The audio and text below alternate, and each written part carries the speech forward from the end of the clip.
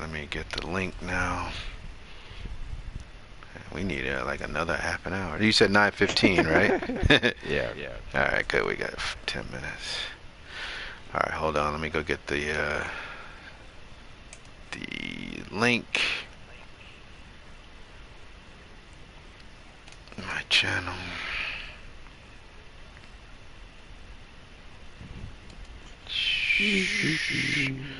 All right, let me shoot this to you. Are you twitching or are you doing YouTube?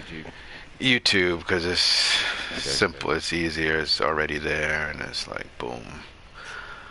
All right, I'm gonna start YouTube because it's simple, it's easier, it's already there. Sounds pretty damn loud. Like, boom.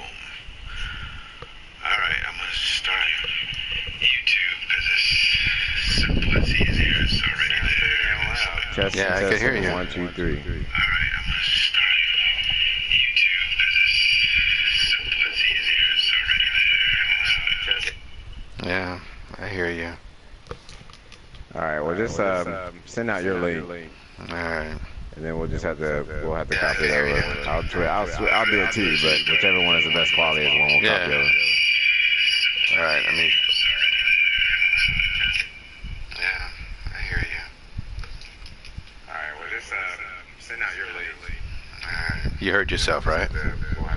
Yeah. All right. All right, let's do it. I'm gonna mute out so we don't get this feedback. All right. You put it in the water cooler. You put it in the water cooler, right? Yeah. All right. Oh, all right. Let me. Yeah. there's one stir the pot that I'm gonna leave out, by the way. So Squirrel hit me up, said don't say nothing. Okay. So I'm gonna leave that one out. You'll know which one it is. All right. All right. Let me just put you lead this on that. All right. Got me. Channel. The SML talk show. Show is live now. Send it now. 90 people in 4 time zones. We live? We are live. All right. And Episode 3. And Squirrel is saying, I hear y'all, by the way. Let's check. Are we Thank you, good? Squirrel, for the verification. Squirrel, we good? Could you send us one more note? Make sure we good? He said, I've been here since the beginning. Snooping in on the sound check. He said, he said he got, wait a minute, he said we got an echo. So You might be too. Let me turn my headphones down. You might be loud on my headphones. Yeah, let me turn down some as well.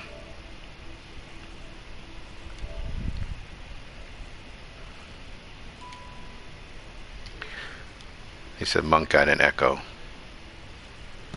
All right, what about now? Should be better. How we sounding? Testing 1 2. Testing 1 2. And I haven't got any feedback. He said we good. We good. All right, let's run it. I think we good. All right. I'm missing my intro music. I wanted to come in with the intro music, but we had all these challenges, man, and we'll get better because they were sending pictures of the Titanic sinking last week, but we got a good show for you tonight. I'm Franchise, and I'm glad to be with you again. The often imitated, never duplicated, felonious Monk. How you doing? How you doing this Tuesday night? Oh man, I'm doing great. It's kind of like a night off for me. I ain't got to look at the trades for about an hour. Doing pretty good. It's been hectic. There's been a lot of activity on the boards. Everybody asking questions. Let me just ask you before we jump into it. How are you feeling as commissioner? I mean, are you going to be signing more contracts to run the league in the future? Nobody ever talks to you about the state of the commissioner. Man, look, right now. First season is always good, man. It's right at that third or fourth season when you're like getting a little tired of the game and people are wearing on you that it gets kind of tough. So you're gonna have to ask me that again in season 3. I mean, as of now though, as long as I'm playing Madden, it's fun to do. So Yeah, we'll see. yeah. Maybe I got one more year in me. But who knows, man? Who knows? All right, so today's show we got 3 or 4 areas we're going to talk about. We're going to talk about game result breakdown. We're going to kind of review some of the games this week, at least some of the games that we saw.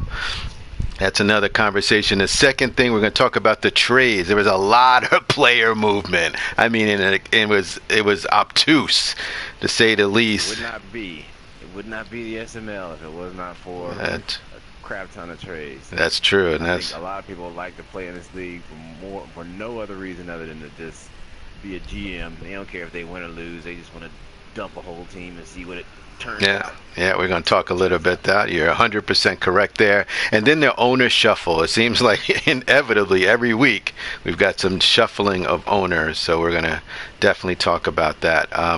Just before we start, I know you and I were talking offline. I had the pleasure of attending one of these Madden tournaments here in New Jersey. Yes. I don't know. You share that with us because for those who don't know, we were hanging around on Saturday. I was over here cooking ribs for a Madden tournament that really didn't happen because we had some people that didn't show up 10 man. Stood up. I stood up. We were sitting here in the chat and we see that our boy Franchise is playing in a local tournament. Was it up in New York? It was in Fort Lee, New Jersey, which is it near the George Washington Bridge. It's just over the bridge from New York City. And let me just tell everybody, and everybody, they can assess my talent where they think it is. I humbly, say I'm average, but I think with some preparation, I think the elites in this league could definitely do this. One of the challenges was it was on Xbox, and as you know, we've been playing PS4 for a while, so I didn't have my converter and my Crontron or whatever you need to make the controller emulate a PS4. But that some Skimbo dude was up there, the guys that you see from like Madden 10 and Serious Mo and Evil Ken and even that dude Lights Out or Stiff, one of those dudes. And it was a really popular place to be. It started 3 hours late. It was very hot, but it was just fun to be in the scene and everybody sitting around in gamer chairs. The energy was cool. A lot of cats just, giving each other's pounds. Haven't seen you in a while. It's certainly something everybody should try to do. I didn't. So tell me this. I got questions. Yeah. Number one, you remember when the Madden Challenge was on TV?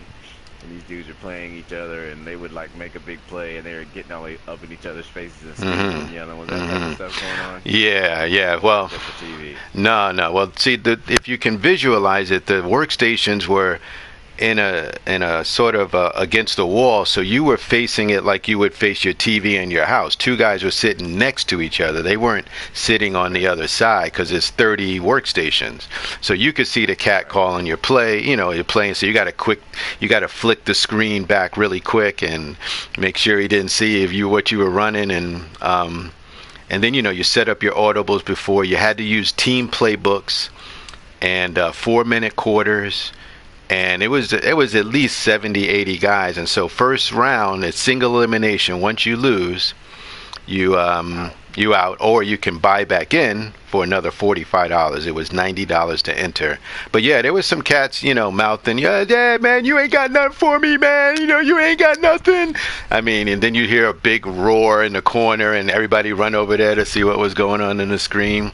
A lot of people using the Seattle Seahawks and the Arizona Cardinals.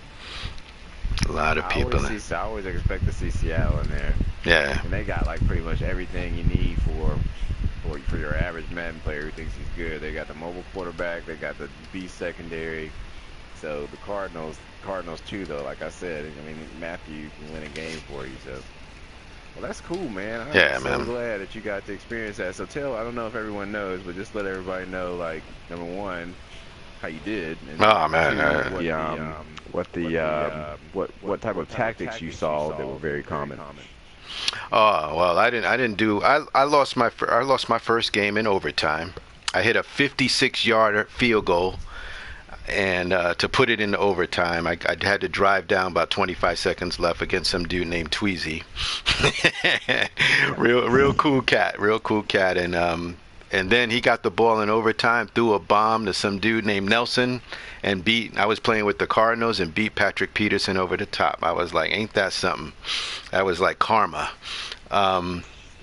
And yeah, you had to use team playbooks. And I don't know if anybody's noticed this, but when you have a clutch kick, the angle changes. I don't know. Have you noticed that? I don't even think I've had a clutch kick in this match. Yeah. When you have a clutch, just everybody knows when you have to kick a clutch kick, they move the angle to the field level, so you can't even see the goalpost unless it's like you the kicker. So I got that angle. Yeah, I got that angle. You're like, I didn't see that before. Yeah, and I got lucky and hit a 56-yarder, but lost, man. People, everybody thought I won the game. No, I lost in the first round. I didn't re-up, so. Okay, for some reason it was when our man Loco Schefter was reporting, he had showed that I believe he'd shown that you had won your first game, like 35-22 or something like that. But yeah, there was another dude up in there named Franchise. There was a franchise-EMB and there was a CMB, and we was getting confused all day.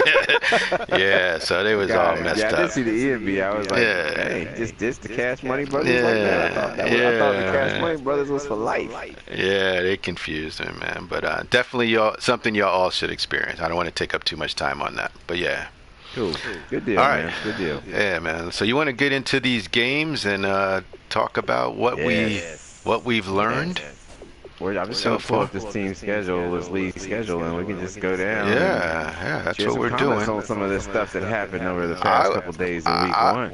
I'll tell you this, Monk. I would love to have been seeing some of these games. I'm just saying. I mean, instead of talking, It would be awesome if you could just go to the YouTube channel and be like, oh, all these people played? Let me look at all these games and see what happened, Like, it would be like the package pretty much, but we can't, folks act like that.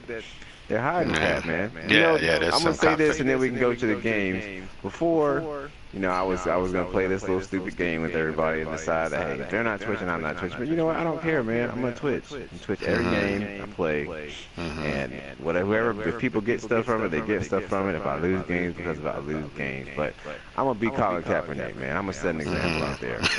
I'm going to twitch this damn game. On my knee. Colin Kaepernick is, I understand that. Yeah, he's definitely a trendsetter. All right, well, Panthers, the first Broncos is the first game that comes up. Yeah, that was a 20-10 thriller. I think that took place late last night. Yep, 20-14 Carolina. I'm seeing a lot of rushing yardage on the Carolina side, only 20 for Denver. What do you make of that? Well, I can speak from a unique perspective because I played both of these guys in the preseason. And I lost to J-Mouse when I played him. I mean, I didn't pull out all the stops, but it became apparent from playing that game that, number one, it is very difficult to run the ball against the Carolina Panthers. And number two, it is very difficult to run stuff where it takes a long time to develop downfield because their linemen shed blocks like nobody's business. So, just looking at the stats here, number one, it looks like Denver had a difficult time running. You got C.J. Anderson here sitting on 3 carries for 12 yards, and then Booker with 3 carries for 8 yards. And Stewart ran for a lot against me too. They got a good offensive line. So, and when you got somebody who can run it on you like that and can stop you from running, I expect the turnovers to be in favor of the Panthers, which is the case in this game. Yeah, we just Broncos, none for the Panthers. We just got a notification that you're still coming in with an echo. So let's take a quick look at our party settings just to make sure that we're not getting an echo. Let me bring my party audio down a little. Do another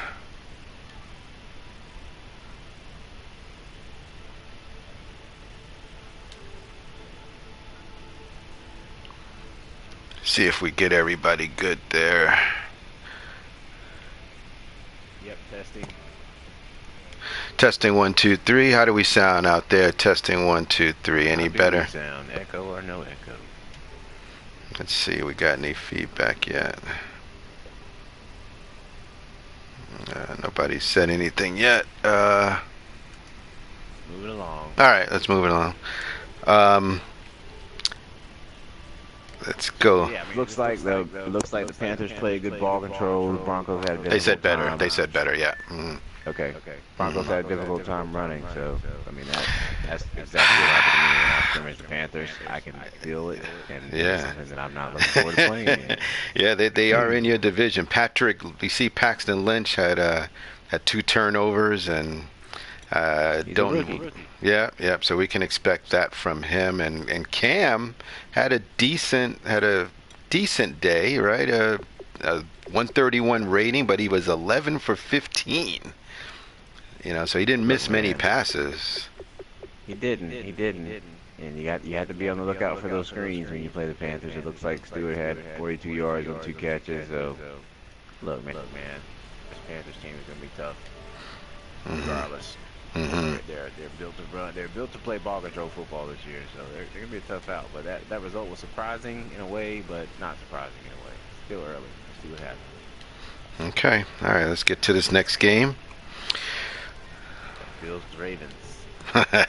Bills Ravens. Ravens is our new guy. He is a new guy. He's been very active on the boards. He jumped right into the Ravens. Made no real complaint about his team. He just said, "Yeah, sure, why not?" And then he comes in and he beats the Buffalo Bills, which is not an easy task. Not an easy task.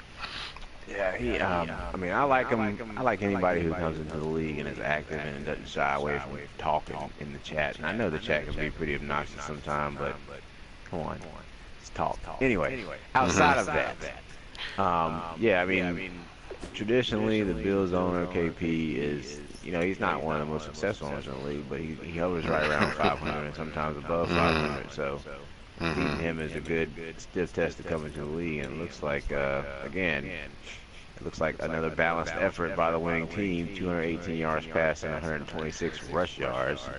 Well, let me ask you a question. Do you know Do you know who Leche C-Trunk is?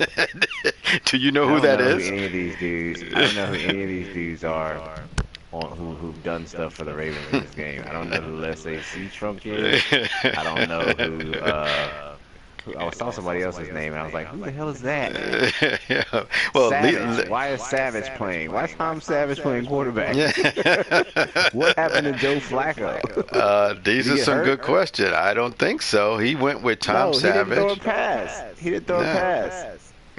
Yeah, Tom Savage. He did, and Leche C-Trunk had 127 yards rushing. Be on the lookout for Tom Savage. And Leche C-Trunk. Yeah. Yeah. And one more name, Trey McBride. Have you heard of him? I've heard of Trey McBride. I had him on my team last Madden. He's a scrub, and I anticipate he's still a scrub. It's like this dude just said, I'm going to pick scrubs and just win. I mean, it's pretty much what it looks like. Hey, I mean, if it works. But yeah, so I'm not laughing at him. I'm not either, man. I can't say anything. Dude won with those bums. Now, Sammy Watkins did have 7 catches for 163, so K. Pizzle was trying to get him the ball. Yeah, K. Pizzle is usually known for running a conservative, quick passing offense, so to see him getting somebody that kind of yardage is encouraging. So we'll see what happens with that as the season goes on. All right, Bears-Texans. Texans won this one 24-14 over the Chicago Bears. The king of D.C. Yeah. I'm a little surprised. I was surprised that this game was that close. No disrespect to Dogneck. I know he's played King many times, but I mean, just seeing King post the number of draft champion games he's played this Madden is obscene. since you've seen how many games he's played. So Yeah. I mean, just looking at the box score, Yeah. you You up expect. 17-0.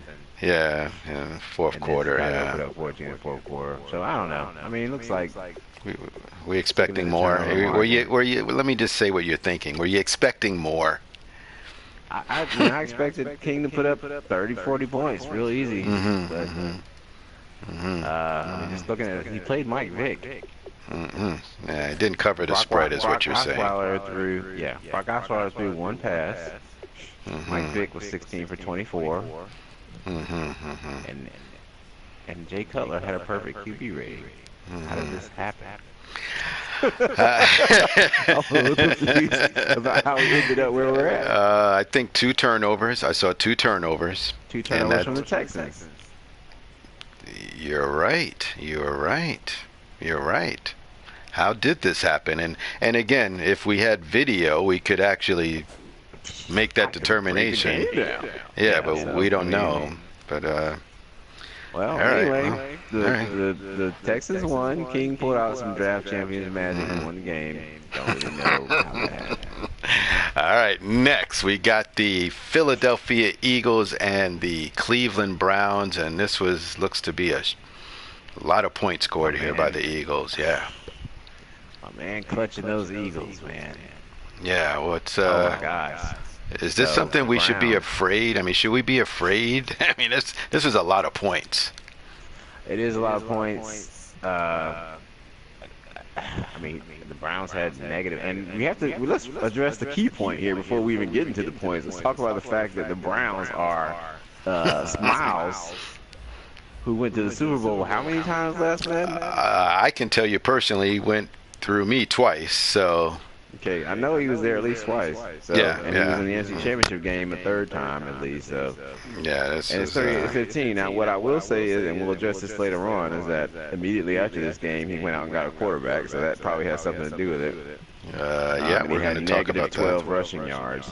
Yeah, and 4 turnovers, right? And RG3 had 4 picks and 325 yards, and Carson Wentz had 4 touchdowns and no interceptions. My man Carson Wentz. Did you see Carson Wentz out there on Sunday putting the ball right where it needed to be? Yeah. I'm a little upset that I didn't roll with these boys after watching them play. Yeah, he looks to be the real deal in real life, and he looks like to be the real deal in Madden. 192 yards, 4 touchdowns, no interceptions, 131 rating. I mean, can you say anything more? I don't think he got sacked. I mean, listen, man. There's a couple things that people need to understand about this game. One of those being, well, first of all, I do want to point out that Terrell Pryor did have 173 yards rushing, which is right in line with Charles Woodson predicting that he was going to have 1,800 yards in real life. I don't know where he got that from. It's craziness. But anyway, the other thing is that rookies. I don't know what Winston's trade is, but if a rookie does really well in this game, they are going to get very good very fast. Really? So, I mean, starting with 4 TDs, like I've seen I've simmed it myself with Dak Prescott, who has a normal trait, and he won Rookie of the Year and had well over 50,000 XP. So if he manages to win like Rookie of the Year, make the Pro Bowl, and win like one other award, like he's going to be very close to 90 after one season. Carson Wentz, is that way? Really? Any of those rookies, like if you win awards as a rookie quarterback, you are going to improve a lot in one season. So keep your eye on this Carson Wentz guy, man. We might hear from him for a while.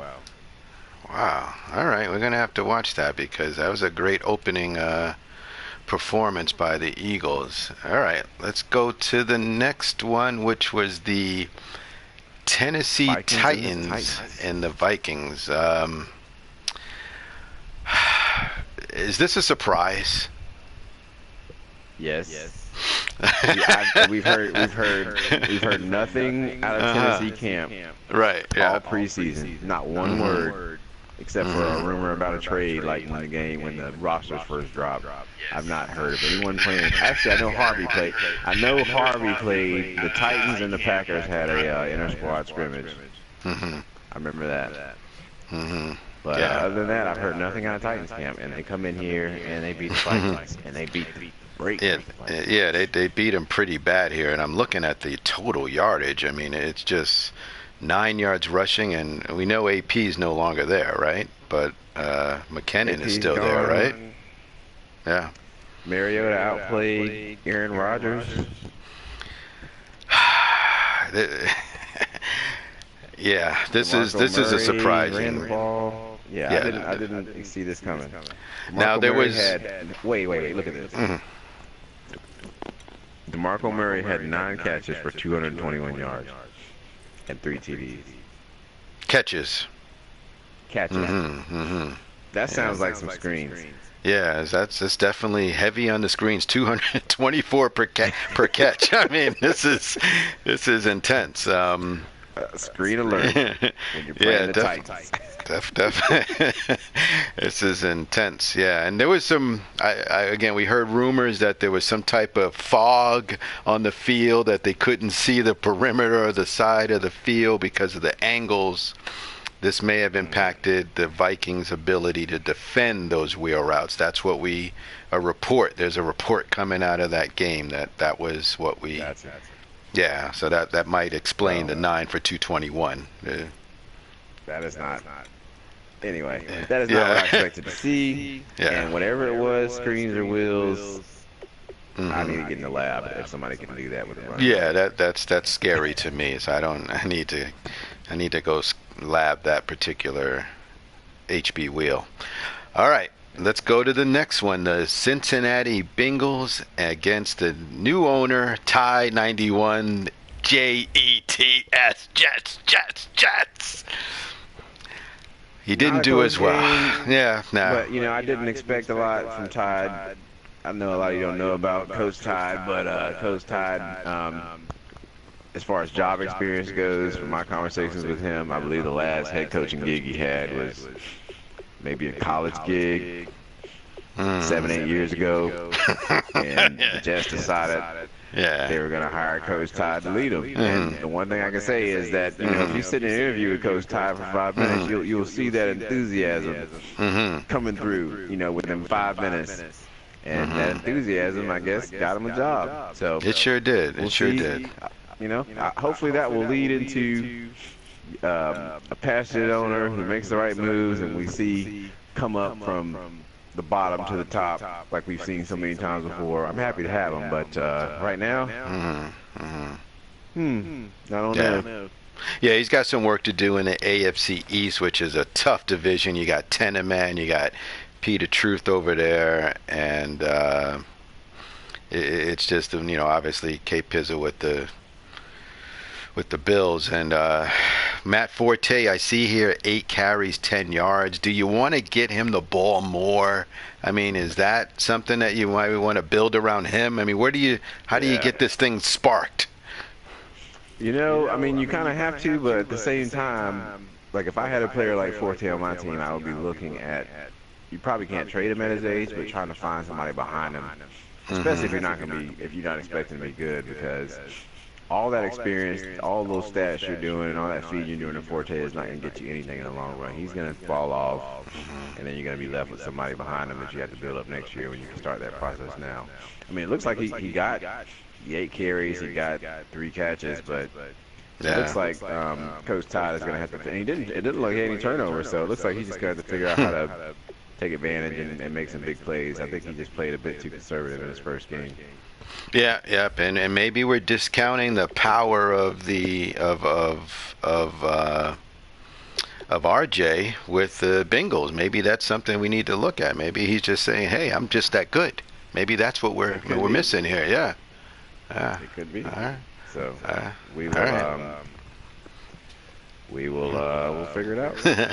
All right, let's go to the next one. The Oakland Raiders versus the upstart New Orleans Saints. Now, I have to tell you, since I was actually at this game, that I was afraid of Cooks. I'm like, wow, man, this guy got a 96 speed. I got to watch out for this cat getting over the top. But he wasn't there. But he does have Deshaun Jackson and Cordell Patterson, and I'm like, wow, he still has some weapons on this team, and he's got Martin running the ball, and these are all factors. But as you can see, this game was not a big statistical. As some might say, I'm not the most entertaining coach, right? And this is exactly it was an ugly win by the Raiders. Not much offense. There were 3 turnovers by New Orleans that did hurt them. Not much else to. I know you're laughing, but there's just not much else to offer here. This is. I got some stuff I can offer. Okay. All right. Go ahead. Right ahead. This is not cool, man. Like this is just not. This is just one of the ugliest statistical games I've ever seen in my life. Yeah. Yeah. This is. I don't know what happened here. I just really don't. But you were at the game, so. Yeah. We didn't stream. We're going to be streaming going forward. We had our one game protest Colin Kaepernick style. We definitely want to Twitch, and it's good for the league. So. I mean, it's just hard to tell. Like, I mean, I'm gonna go into this more when we talk about trades, but yeah, you know, the Saints traded away their most explosive option. One of the most explosive options in the league when they traded Brandon Cooks. And they got Doug Martin out of that deal. And Doug Martin had 29 total yards. He did. He was maybe not utilized in the best way he could. And, it's opening day. Hey, credit goes to the Raiders defense. Yeah. Credit goes to the Raiders. Credit goes to you. Credit goes to your coaching. Just know that there will be eyes on these Saints every week. They're trouble. I'll say this: the defense is nothing. Even though you would think their defense is not rated high, he played some great defense. Kept me off balance. A lot of different defenses that I hadn't really seen before, and he was a problem. It looks like Latavius was pretty productive, though. He was. It was a pedestrian effort by Latavius, and it was, as you can see, the scoring took on a touchdown late in the fourth quarter. There wasn't a touchdown until the fourth quarter, and as I said, a lot of work to be done on both sides. We humbly say that as the Raiders, yeah. So, not much else there. Chargers Chiefs. Wow. 27-3, ratchet over Booker T. Yeah, this one looked like it was tough at the half, 14-3, and then 14 more points. 13 more by the Chargers. It's going to be an interesting stat to watch this season to see how many rushing yards people get against this Chiefs defense, because they've got some mountains on the defensive line with that trade for Ndamukong Suh.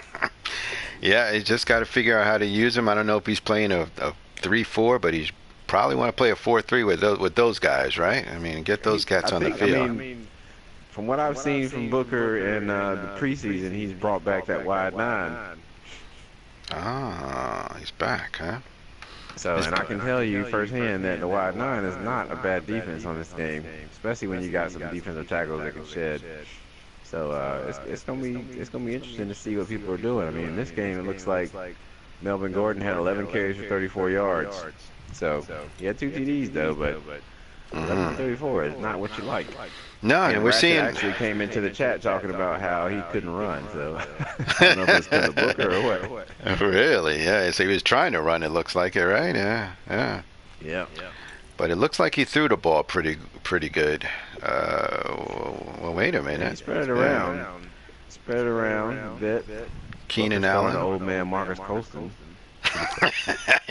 You know what? I looked at that pickup and I was like, wow, that's I didn't realize he was even out there. But he's a 6'4", big target. He's going to catch it every time you throw it at him, right? So, hey, man, he was out there making big plays. He had a 54-yard catch. He must have been wide open. This is another game I would have liked to have seen, and we're going to have to kind of talk a little bit more about that. But this is definitely one of the games. You don't get to see a lot of owners play, and I would like to have seen Booker and the wide 9 on the field. Yes, we would have. But, all right. We're working on that. Now this is another game. I mean, Seattle and and Miami. I haven't even heard from the coach of Seattle on the boards, and he just popped in. Have you heard from him? I have. He stays in touch with me behind the scenes.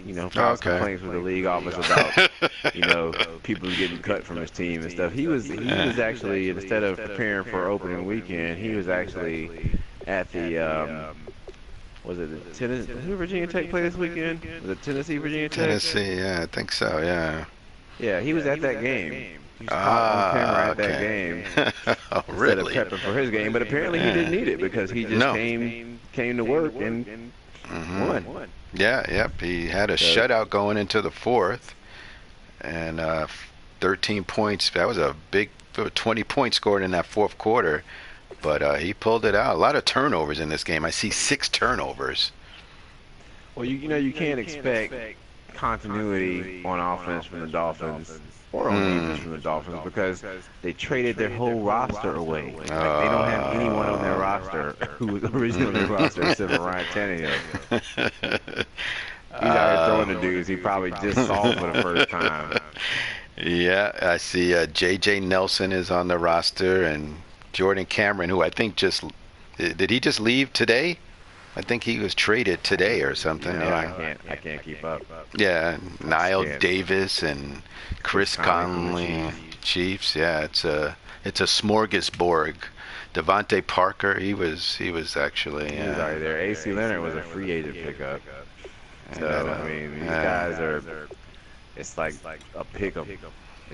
Fantasy draft. Do you think if you don't have time to play with these guys and practice and put them in their right spots, can that really affect your progression as in the league? Do you really think that it hurts? I don't know. I do know. I mean, I don't know if it has any effect on XP. I do know that. I mean, just from personal experience, that this is very difficult to put in time with your actual roster on this game.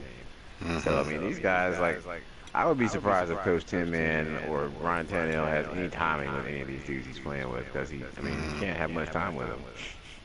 Is Nelson the go-to guy on this team? Is he the guy? Is he like the man? I don't know. J.J. Nelson. I don't know. 5'10", 160, yeah. He shouldn't be because Parker is still around. But Parker had 2 catches for 118 yards and 2 TDs. Yeah. So if you sort it by yards, it's clear he was. Parker is at least a big play guy, but I don't know, man. It'll be interesting to see how this Dolphins team develops. Okay. Seahawks, Doug Baldwin. It looked like they spread it out pretty evenly on their side. Tyler Lockett, Baldwin. Just all you gotta do is Seattle, man. Play football. Don't turn it over, or turn over as little as possible. And you'll win, yeah. Keep you in games. Yeah. All right. You're right. All right. We're going to run through these last couple of games. We've got and I'm chuckling because I actually think I got to see this one. This was one of the games that got televised in my neighborhood. The Patriots and the Cardinals. I don't know if you saw that one. Did you see that game? I didn't. I heard it, but I was not able to. It was not broadcast in my neighborhood. Yeah, Peter Truth, kudos to him. The tape of the game was lost because I actually asked for it, and somehow it was lost. So yeah, they got to press the archive. You have to tell me what you remember. Well, here's what I saw. I saw Tom Brady and Carson Palmer going at it. I saw a lot of new faces on the Arizona Cardinals. They were actually behind. New England was behind in this game. And then David Johnson broke some 52-yard run, and ever since then it was in Arizona's hands. And New England had a chance in the fourth quarter with the ball, but the Arizona defense stepped up. And I'm saying this is impressive because I don't know how much practice time the Cardinals actually had. I heard that they had. Their stadium was just built seconds before this game. I mean, is that true? I heard they ran through the construction tape out onto the field. Yeah, I mean, is that even possible on a 24-inch or something? I mean, listen, man, I respect Gabe as a coach. He is our defending champion. But we all know that this is a different ball game. But I told you guys, I mean, it may not have happened directly in this game, but that Cardinals team is good. Like, same thing I said with Seattle. They're going to win games just because they're the Cardinals.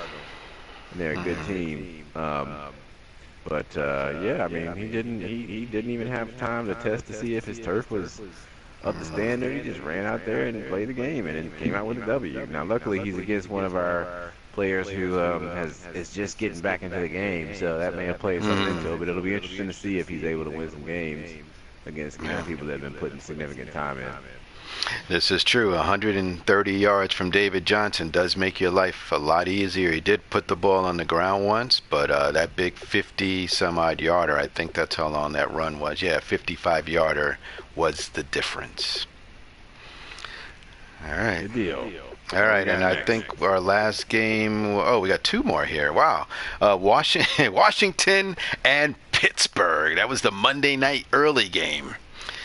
Bahama and Squirrel. Yeah. Did you see this one? Look at that. I did not. They played past my bedtime.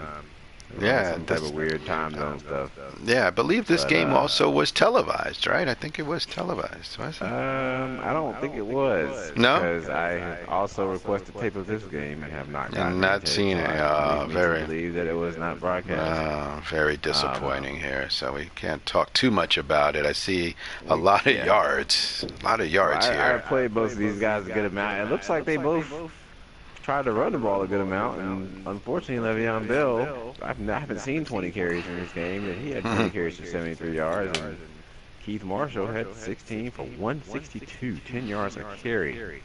Wow. I find that a little bit surprising. I thought the Pitt's run defense would be pretty stout. Yeah, that's a lot of. I think that's our highest run total this week one, right? Yeah. I haven't seen anything higher than that, so. Yeah. And then you got this Jeff Janis guy, 7 catches, 172 yards and a TD. Yeah, I mean, this. I don't know if we shouldn't be surprised when Bahama does this. I mean, this. I think last week when he read the newspaper, are the vets trying to win? I think that was bulletin board material for him, and I think he wanted to come back here and show us that he's a force to be reckoned with. That's just my personal take there, Monk. I'd like to see that, man. I would. And a lot of the stuff that I say is part true, obviously, but the other part of it is I'd like to see all these guys come out here and stop making excuses, give it their all. And if they lose, they lose. If they win, they win. Like, that's the way it works, man.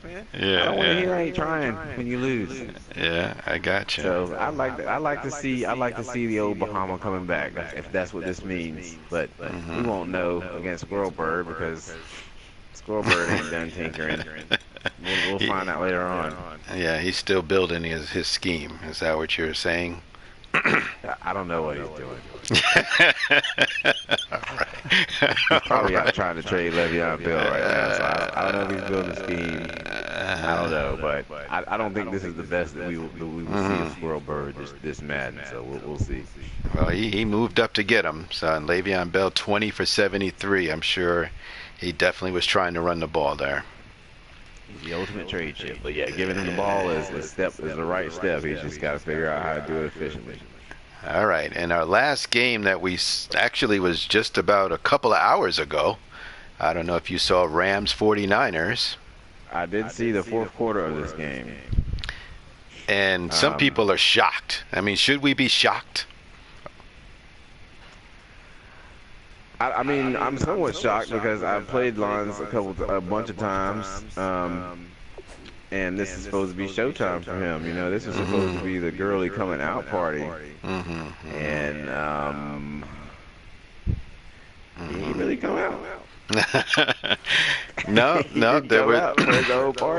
Well, let's look at Todd. Todd had 10 carries for 36 yards. And he fumbled. I did fumble. I think he got it back. I did see that was a hit. I did see that play. I saw that play. Yeah, and then one of the tight ends grabbed that ball. Yeah. I have a theory. Break it down. This is my theory. Break it down. So, Well, number one, hats off to the 49ers guy. Nobody knew anything about him. Right. He's been pretty quiet until recently, which is good. I mean, until him not being quiet anymore is good. The whole quiet part of it makes things kind of difficult. But I watched some of his game. He plays really smart from what I can tell. He sees his dump offs. He ran a good amount of drags, but the defense that he was playing against, that's what you're going to be given. So I thought he was efficient from what I saw, and he sealed the game, downed it, played a good game. But this is my theory. So Lawns, everybody knows that, the Rams held Gurley out for the preseason to try and, work in Tavon Austin and do all this other stuff. And I think the one thing about that plan, everybody looked at it like it's a genius plan. The one thing about that plan is now he's got Gurley, and the question is, do you have a Gurley offense? Because I fully expected Gurley to come in there and get the ball 30 times, 20, 30 times, and have 200 total yards. And I'm sitting here looking, this dude got 13 touches, 55 yards. Yeah. Well, you raise a good point. So that's the question. Do you focus your offense around Todd? And did the game was the game out of control? So that you can say, I was behind, so I had to pass. You can't say that. He was up 7-0. Right. He was up early, and 9-7.5. So are you blaming the offensive coordinator? Is that, are you looking? I'm thinking the offensive coordinator just thought that he was going to insert Todd Gurley in there, and it was automatic domination. You just press the button and then you're good. Yeah. That's why he held him out. But now he's in there, and that team doesn't look like it's used to running the ball. Yeah. And it look like it's got good work in with running the ball. Well, Dre Archer had 82 yards rushing, and he's a $170 wet. And so that is a surprise, but he had 8 carries for 72 yards, and I was waiting for him to fumble. I'm like, all these monsters on the Rams, they're gonna hit this dude. He's gonna fumble sooner or later, and it never happened. And I was like, just and again, maybe we're discounting the 49ers. I mean, is that possible? Hey man, I don't know. I just know that this is not what was expected. Yeah, the line was. Yeah, we got to get a spread going, because I would have definitely thought the spread was about 9. This line favorite. Yeah, I played the Rams in preseason. Yeah. So anyway, beast. It's week one jitters. Week one jitters. Let's just talk after that. Yeah, everything will change next week. Let's get into some of the trades that happened. There was a lot of activity, a lot of questionable moves. I don't want to go Stephen A. Smith here, but there were a lot of questionable moves. I don't know how we want to tackle these, but there were some trades that had me scratching my head. I don't know where do you want to start? How about you just pick 2, and I'll pick 2. If your 2 are not the same as my 2. Well, we're definitely going to talk about this spread the Cooks trade, but other than that, just pick out. I guess we could pick out one more other than that one, because that one's going to take a little bit of talking. Let's pick out one more piece other than that one, and then we'll go from there. All right, let's go to the. Oh my God, there's so many. Let's go to the Cardinals. The Cardinals traded away Deion Buchanan, Mike Lupati, and J.J. Nelson to get Landry Jones to the Dolphins. Now I had the Cardinals. Well, if we're going to talk about them, we might as well just go ahead and talk about like the totality of their deals. Yeah, it's definitely. They also got Josh Norman in that trade. Oh my God! Yeah. Well, from the Cardinals' point of view, I could say, all right, I'm trying to build these corners, and I got 2 lockdown corners, in Peterson and Norman. So I could see that.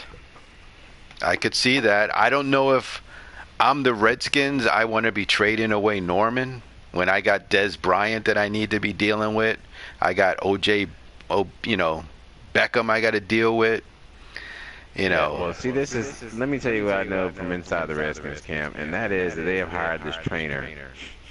He's like one of those Chip Kelly guys that makes you wear the wristbands, and this is how many, this is how much energy you have left on the day, and your muscle fatigue is at this level. And this guy seems to think that everybody, like at age 27, people start dying off. Like their production starts to dwindle. And at 27, 28 is the age you need to start getting rid of players. So this is their new philosophy. And Josh Norman, their recent signee, is the first casualty of this philosophy. So he's getting old already. He's getting old. Huh? He's too old for the Redskins, man. They don't deal with 28, 29-year-olds. It's just not going to work. Now So, this is this is a great philosophy if we're playing 6 to 10 seasons. I mean, I think that you would want to have that type of youth, and if we somehow maybe we make it another 5 or 6 seasons. I don't know, but I think that approach would be better matched or better suited in a longer CFM, but. We'll see about that. I mean, we'll see how it works. But from the Cardinals' perspective, their team is going to be better. Like, no, you're going to really have to think about where you're putting the ball with Josh Norman, Patrick Peterson, and Tyrann Mathieu, and even Tyvon Branch back there. Like, that secondary is ridiculous. Yeah.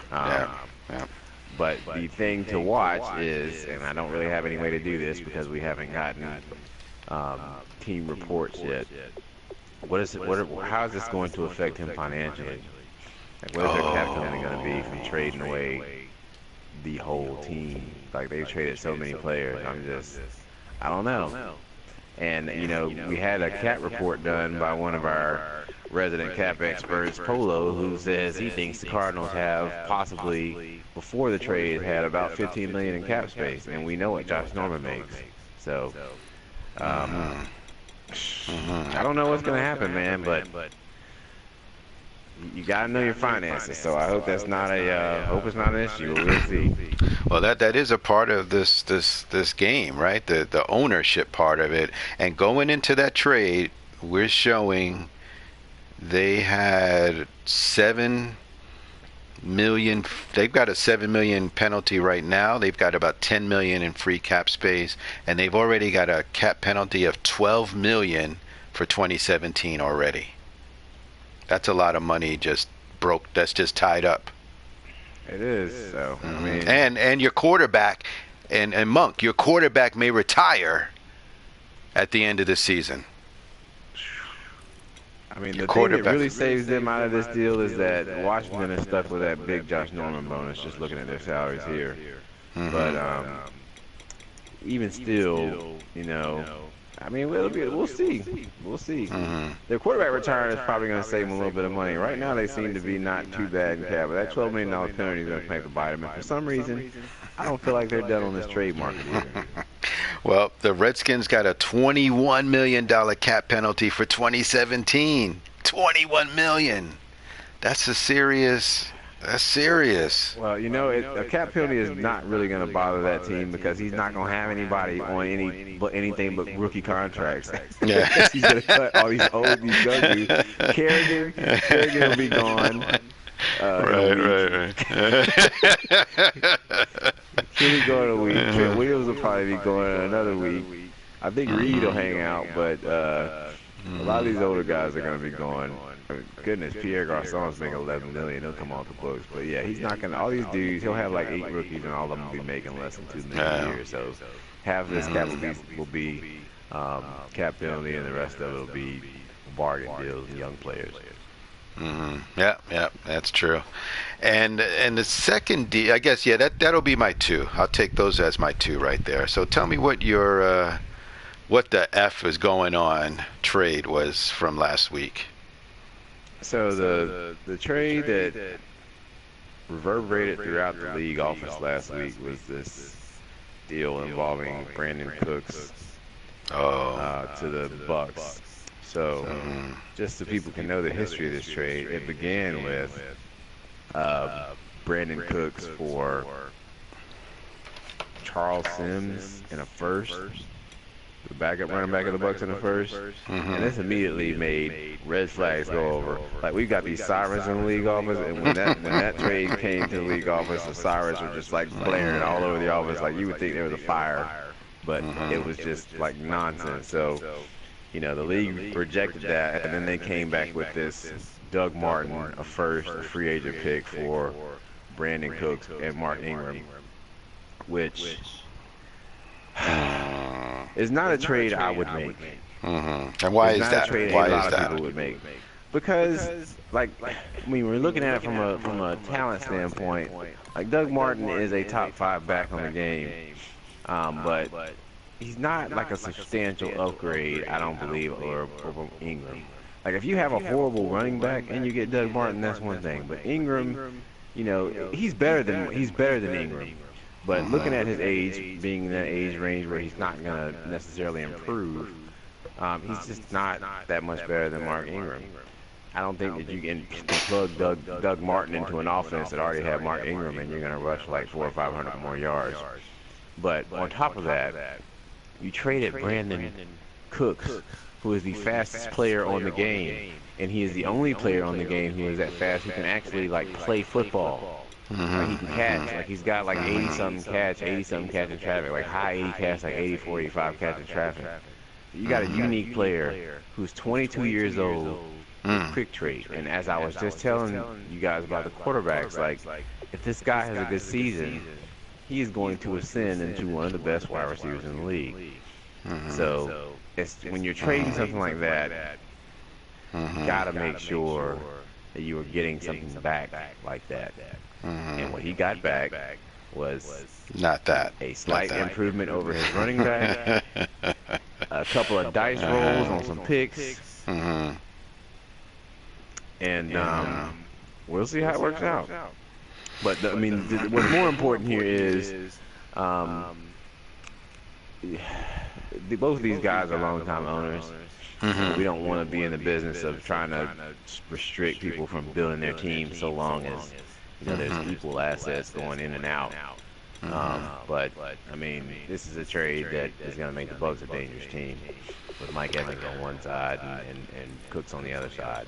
Yeah. And guess who has to play them twice? Yeah, I was getting ready to say these are things you need to have to worry about, and this is serious business. And Cecil Short, Evans, Vincent Jackson still on the roster. A lot to handle there. And what was the other deal? Did you have another one? Because I did have one more. No, go ahead, please. There's so many of them. Yeah, there was so many. The one that kind of jumped up at me when I was drinking my morning coffee was the Aaron Rodgers deal. Now, arguably, he might be I don't know, is he like one of the top 3 quarterbacks in this game? If I quarterback in the game. He's the best quarterback. Okay, I just want to make sure I got that right. He's the best quarterback in the game.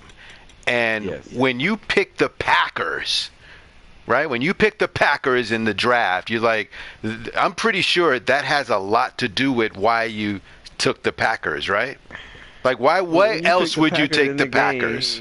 When you pick the Packers in the game, you are saying, I am going to have the best quarterback on the game. That's right. For the duration of this Madden. Right. When I take the Packers, right. That's what I'm thinking. I'm taking them. I'm not taking them because of, Jordy Nelson.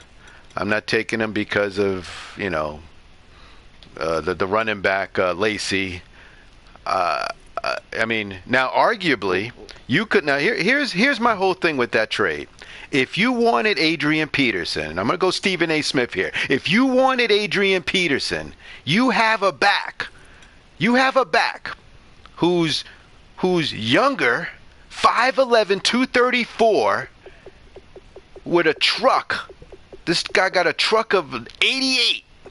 Adrian's 93, and could do, in my mind, about the similar damage to what Adrian Peterson was going to do without giving up your quarterback. Why are you making this deal? Because some might say, well, I wanted to get Adrian Peterson, but you already got Eddie Lacy.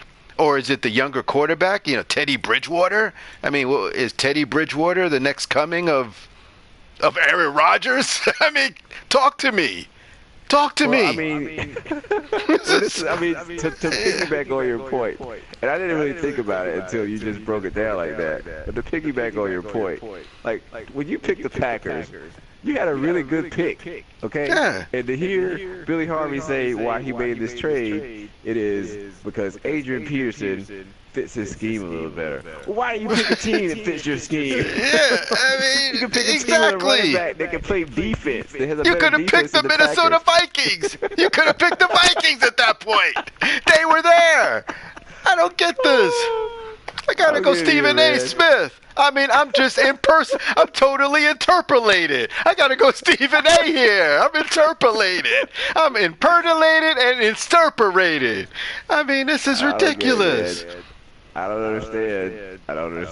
But like you said, I mean, you hit it 100%. Like you don't pick the Packers if you don't want Aaron Rodgers. I mean, just don't. Like, I mean, I've seen people do this with receivers. Like, you know, every year you see Calvin Johnson and Julio Jones. Like, Julio Jones is not going to ever get traded from my team because the reason I picked the Falcons is because I wanted to beach with Julio Jones. That's the point. Some people don't pick their teams based on that. So I don't know. I would be interested in talking to Billy Harvey about why he picked the Packers. If it's not Aaron Rodgers, I want to know why he picked the Packers. What reason was it if it wasn't for Aaron Rodgers? Yeah, I mean, is he going to change that now? You know, I mean, when I look at Aaron Rodgers, a 98 throw power. He's got the superstar trait already. Now, here's a case study. You might argue, oh, he's 32.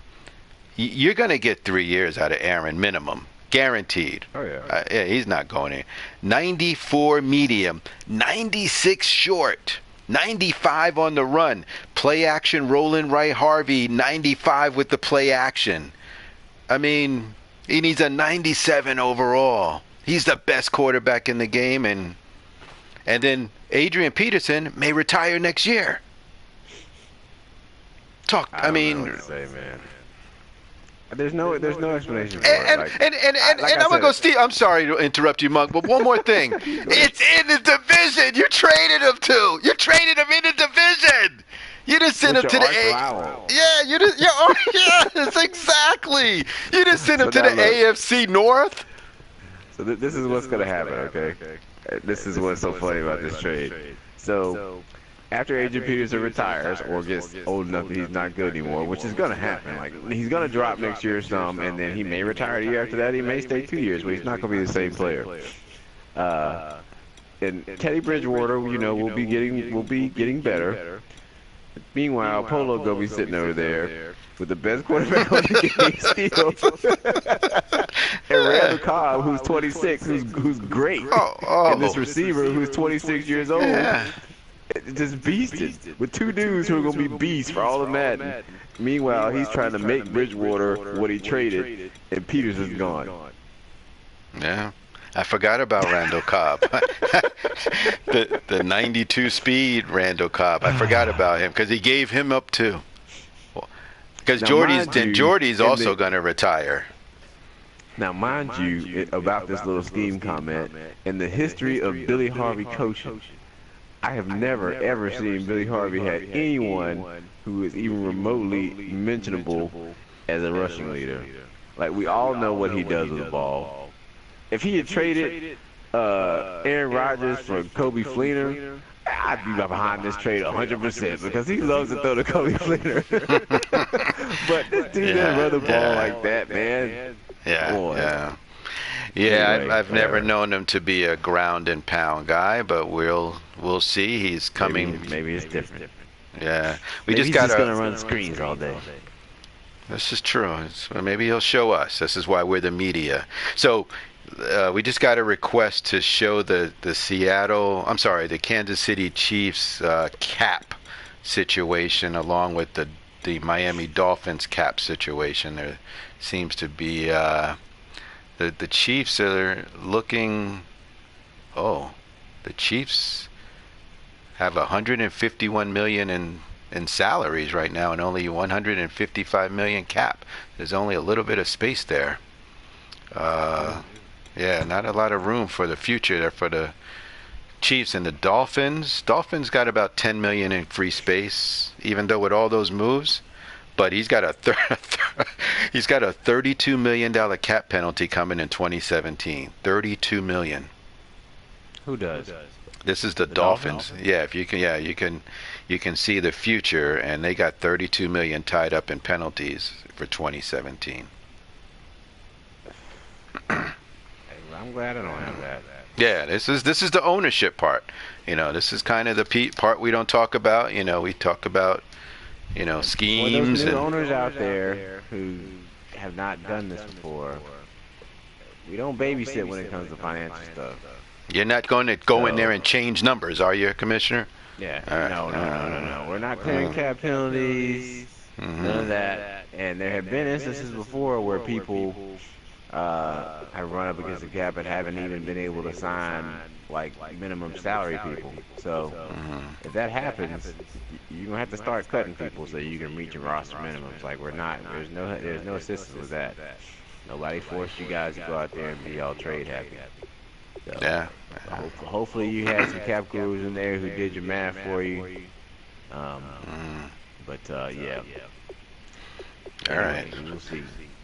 All right, with our last 5 minutes, we're going to jump into the favorite segment of the show, and that's the Stir the Pot. We've got a few. I only have about eight submissions, so it was normally we get about 10 to 15, but we got a small amount of requests, so let's jump right in. Stir the Pot number 1. It says the best essays for the franchise player trades is clearly Tenorman. He even had a team summary sheet, and that's what's up. We need more owners like him. Look at that. How about that? Stir the Pot is not always negative, right? Stir the Pot was a positive there. Yeah, well, it's good to see positive sometimes in this league, man, because it's not a lot. But the essays that Tin Man submits, along with his trades, are exactly what I envisioned when we came up with the rule that you had to describe like what your team was doing with this trade. So I hats off to that. Tin Man has also served on one of our committees to approve trades. And his essays that he submits with those trade approvals are also very high quality work, I must say, in a different kind of way. So glad to have Tin Man, man. Tin Man is one of my favorite additions to SML. Yes, he's been very active and one of the quality. I'll say this personally, one of the quality owners in the league, and definitely, we got to come up with a man of the owner of the year. You know how they do the Walter Payton Award? Maybe we need something like that for one of our owners. Just throw that in your ear. We got to get Tin Man on the show, man. Once we got to bring our audio stuff all wrinkled out. He's got to be our guy. I'm with you, Muck. Number 2, Stir the Pot. Number 2 says, yo, money. I think the league could be better if we twitched, especially since there's no app or daddy league. My other league, it was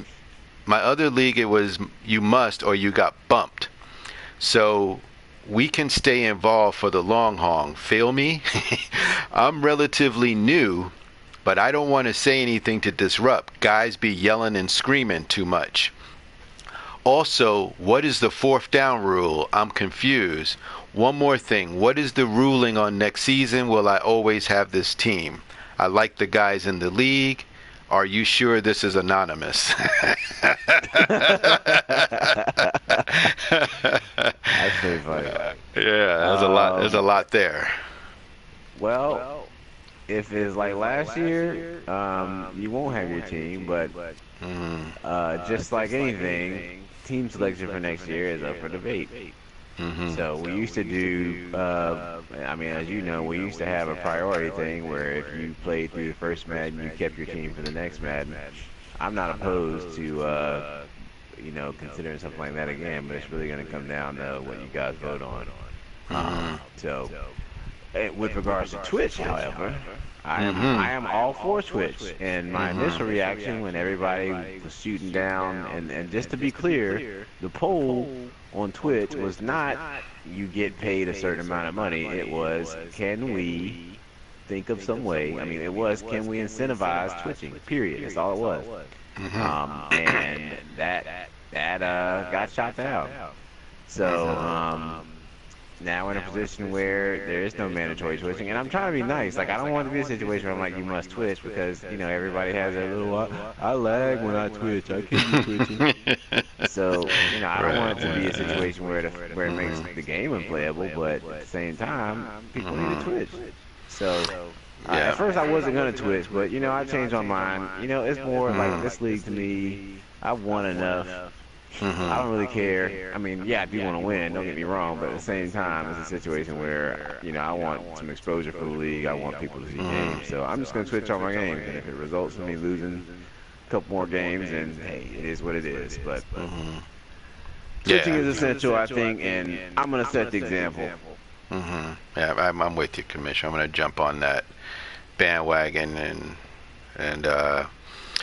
one of the other question here, it says, what is the fourth down rule, was one of the questions here in the Stir the Pot. So, and this is important for the newer owners. So the fourth down rule is basic. I mean, we're trying to simulate some type of realism as to how teams actually play football in the NFL. And one of the main complaints you get from people who come to leagues is that I don't want to play all these kids online who are going for it on 4th and 10 in their own territory, whatever. So essentially, the rule only applies before you cross the 50-yard line. So if you're in your own territory, you must punt unless it is 4th and 1 or less. So if it's 4th and 2, you must punt. It's 4th and 3, you must punt. 4th and 1 or 4th and inches, you can go for it anytime you want. Once you cross the 50, you can go for it anytime you want. And with the punting rule, you must punt if you are winning in the second half, going all the way until through the rest of the game. If you're losing, you can go for it in the fourth quarter. Unless you're losing by 21 or more, you can go for it anytime, just because at that point you're kind of like in desperation mode. So as long as you're winning, you must punt under those rules throughout the game. Got it. All right. Thank you, Commissioner. Next, Stir the Pot number 3 says, I feel this year anybody can win. Even Harvey, for real. But that fool went and traded Aaron Rodgers. Maybe not now.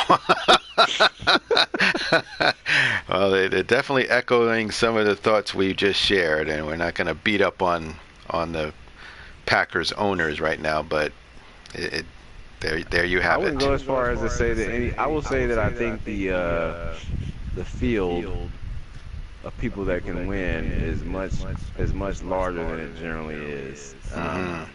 Yeah. On past Maddens, I felt like you had maybe 3 or 4 people total who could win. On this Madden, I would not be surprised to see that number closer to 7 or 8. Yeah. And just my experience in playing, I kind of feel like this game it places a bigger emphasis on your team and how good your team is, and playing to your team's strengths. Yeah. So some of these guys out here with really good teams who are not traditionally considered the best players are going to have a good shot. Just take the Panthers Broncos games for an example. I mean, that is, no one expected that result. But those are the type of results you're going to see in some games when you're playing with these teams that have really good, solid offensive lines and strong defenses. This is true. Yeah, that's a good point. And the playing field is more level, as some might say. And so we'll see if that holds true. Next, the next Stir the Pot says, why in God's green earth would you trade Cooks? 96 is the fastest player in Madden. Anybody know why? There's no explaining it. I mean, we talked about this at length. I don't know why. I will never know why that player was traded. All right. And to be honest with you, I don't think there is any. I can't. Shy of Doug Martin winning the MVP, I don't even know if Doug Martin's gonna have 1,000 yards. But shout out Doug Martin Wow. winning the MVP like this. I'm just saying the guy had what? I don't even remember. I don't Um, know. But yeah, 16 look, man, yards. Yeah. Cooks. Knowing what I know about passing on this game, I just would never trade Brandon Cooks. Yeah, yeah. There's a maybe Drew Brees and they're going to show us differently over there in New Orleans. All right. Next, by week 6 or 8, guys will be tough to find. Just watch. Oh, I think that's when they feel some of the losing will come into play. Huh? Is that true? I don't know about that. I kind of feel like first season people are sticking around. Like season 3, once people start losing, is when I think you have a hard time finding people. Because the thing about the first season is that not only it's not just about winning or losing. You got situations where people are looking forward to the draft. Yeah, that's true. Draft picks, free agency, and all that stuff. But as it gets later on, it's like, okay, even if I draft somebody, I can't build them. And I also think that once people see how much you can improve people in the offseason in this game, that it's gonna create some excitement also. So I mean, I don't know. People do get a little ghost towards the end of the season, but I'm not overly concerned about that. Not in season 1. All right, that's fair. That's a fair analysis. This next one, which is usually a PG-13 show, but we're gonna read it anyway. It says Kendrick ain't shit. I don't know why they felt that was necessary. And then the next one was Kendrick still ain't shit. So we don't we don't know where the love is for Kendrick, but it's not here. It's definitely not here. What I will say, man. And this is just something I've been thinking about that I haven't said. You guys are all grown, man. You can do whatever you want to do. It is what it is. But at the same time, man, like sometimes in the chat, and I think this may affect new users, it may affect sensitive users, it may affect people who aren't sensitive. But like it can be very off-putting. And I'm sure it is for him, and it's maybe one of the reasons why he's not playing. Is what it is. It could be he's just soft. I don't know. But every time he comes in the chat, 10 people are like, fuck you, Kendrick, or screw you, Kendrick, or whatever. So, I mean, I would not want to be in the chat where every time I come in there it is that. So, I mean, that may be part of it. And then you see, you got new users who are in the league, and they think, a lot of them are my age. Yeah, I gotcha. They come in the chat, and they see that kind of stuff, and it's just like, what are these dudes, 12? Yeah. I can understand it because it'd be a human resource element, and it's. Yeah. So I mean, it's what it is. It's a league. People have fun. Yeah. But that shit gets old. I mean, there are users who like to call me names from time to time, and I don't take it personally or anything. But at the same time, I'm just like, dude, really? Like, come on. Yeah, it is a mature league. We do have I don't know what the average age is, but we do have a mature group numerically, right? So we'll we'll monitor we'll monitor that one closely. All right, our last two. It says I'm sorry, the last one. It says this is the last one. I'm sorry. It says does Smiles only talk to Polo? He only made a trade with Polo, it seems. They boys? ? Oh, conspiracy theory there. Yeah. No, there is homie love in this league. Oh. You don't know what homie love is. What is homie love? Homie love is exactly what they were just saying. Is that you see a guy who never comes on the board, or rarely comes on the board, and then he's trading some dude that nobody knows was even available. Yeah. Even available, and then going back to this Brandon Cooks trade. Outside, I mean, we can talk about that Smiles trade too because they are boys, but outside of that, like with the Cooks trade, not only he was posted on the block, but Juice is not a very active player on the actual boards. He was posted on the block like in the beginning, but I didn't know he was available. I just must have missed it. But so the initial trade is posted, and then it started coming out that, oh, I can't believe he's trading Cooks for that. I would have offered him so much more. But instead of hearing that, hey, Cooks can be Cook. You can get this for Cooks. You can get this for Cooks. I was joking that B-Mouse had this dude tied up in a basement somewhere. It was like, you ain't leaving this basement. until I get Brandon Cooks. Yeah. No leaving until Cooks is mine. So Yeah. it just came back with new deal and new deal and new deal until one of them got approved instead of, maybe, hey, this first deal didn't work out, but now I'm hearing that all these other people may have some stuff for Brandon Cooks. So, and that's the same thing with a player like Joe Hayden. Like, I mean, I can't force people to go talk to people, but at the same time, like, there are people... There's just people out there besides your boys, and that's what these trade rules are more and like. Is we just want to see, there be some type of oversight on these homie love deals. So the B Miles deal was fell into that category as well. Is that what I'm hearing? I mean, there was an affidavit submitted by one of our owners that they weren't in fact homies.